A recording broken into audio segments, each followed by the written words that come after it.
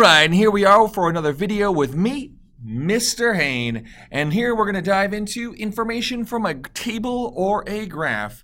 Buckle up, ladies and gentlemen. Make sure your tray tables are in their upright position because this one's going to get deep and it's going to be long. So our essential question, what information can I derive from a table to match it to a graph? That's the first essential question. The second essential question, what information can I derive from a quadratic graph about its formula? All right. What information can I derive from a table to match it to a graph? So we have to take information from a table and match it to different graphs that are shown. And what information can I derive from a quadratic graph? And how can we match it to its formula? All right, let's dive right in so we can model with mathematics. Two examples. Let's match the table with the graph. Here we go. If I'm looking at the x, for example A, the x column, I see that it is increasing by 2's on the x side. And on the y side, I see that it is increasing by 4. So both of those are increasing, the x values and the y values, so I know the slope is positive. Some of you might already know which graph it goes to, but we're going to keep on working. The other thing I see is that the y-intercept, or when x is equal to 0, the y-intercept is -3, and whoop! That goes right there. You see how that y-intercept actually matches up with what we have in the first table. And we all know what that means. Since this line on the right-hand side points upwards, it is absolutely that graph.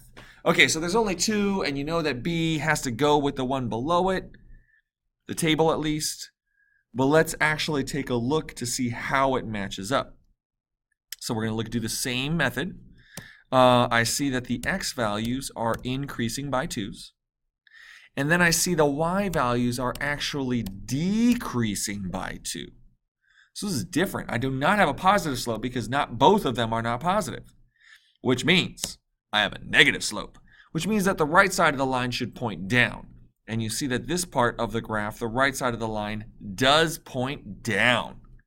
Cool. Let's take a look at the y-intercept, or when x is equal to 0. It says that the y-intercept is +4, and whoop! I see that that y-intercept is right there. So because of this, I know that that graph B matches with the second graph that we have here. All right, this is a lot of information, and you probably have notes to write. So if you have not finished this, rewind the video and rewatch examples A and B so you understand how I matched both tables to the graph.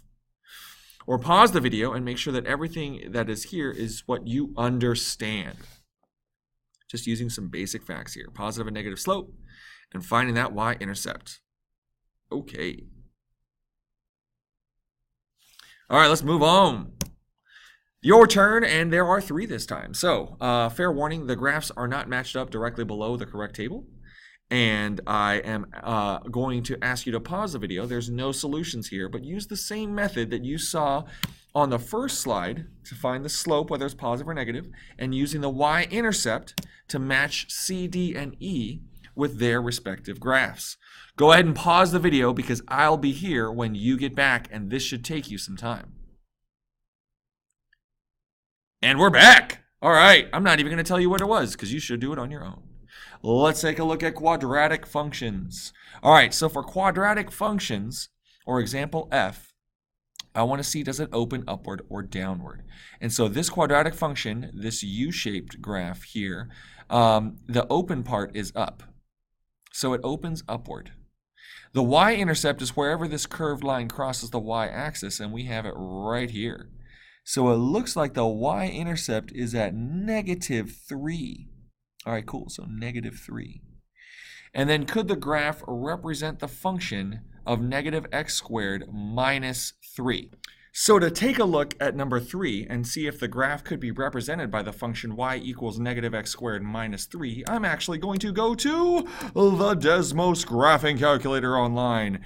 And here you see that I've put in the equation -x² minus 3, and the graph over here, it opens downward. So if I go back, this graph, which opens upward, cannot be represented by that. So I'm looking at the equation and I see there's a negative in front of the x squared. So I'm going to go back to the Desmos graphing calculator, and I'm actually going to delete that negative sign and check out the graph. And when I do that, you see that my y-intercept is -3, and it looks a lot like this graph. So because this negative makes this negative in front of the x squared, the negative coefficient, it makes the graph open downward. So f cannot be represented by the function negative x squared minus 3. It would actually be represented by the function x squared minus 3. Cool. Some really good information there. All right. So now let's take a look at g, the quadratic function g. Let's get some questions. Does it open upward or downward? You should know. What is the y-intercept? Where does it cross the y-axis? And the y-axis would be right here. So I know that might be a little unclear, but it's this line that I'm graphing, or the black arrow. Where does it cross the y-axis? Okay. And could the graph represent the function given here? Does it open downward? Is it quadratic? And is it moved over? Answer those questions, pause the video, and I'll be here when you get back. And we're back. So these quadratic graph questions actually ask you the same 3 questions. Does it open upward or downward? What is the y-intercept? And is the coefficient of x positive or negative? Go ahead and take a look at these questions and answer them. And when you're done, I'll be here when you get back. And no, there won't be answers. You got this, ladies and gentlemen. Take a look back at these other 2 examples. And when in doubt, you can actually take and start messing around with the Desmos calculator online. Found at www.desmos.com/calculator. All right, ladies and gentlemen, pause the video, answer these 3 questions on your notes. And if you're following in my class, you have the notes in front of you. And if you're following along at home, you can draw the graphs too. I'll be here when you get back. And we're back.